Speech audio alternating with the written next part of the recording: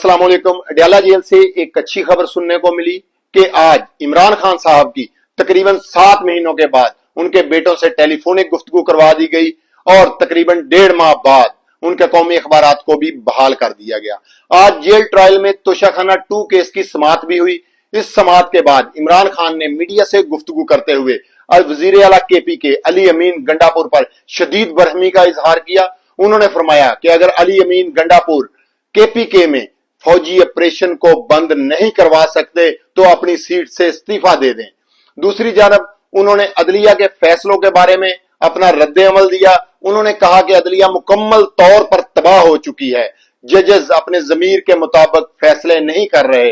अदालतों में इंसाफ का कत्ले आम हो रहा है।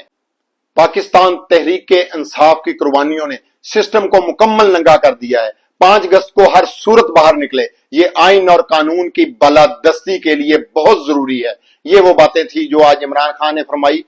याद रखें, चंद सरफिरे ही कौमों की तकदीर बदलते हैं।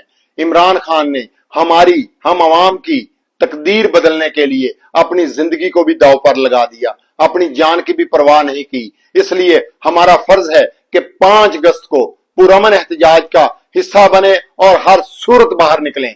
पाकिस्तान जिंदाबाद, पाकिस्तान तहरीक इंसाफ जिंदाबाद, इमरान खान जिंदाबाद।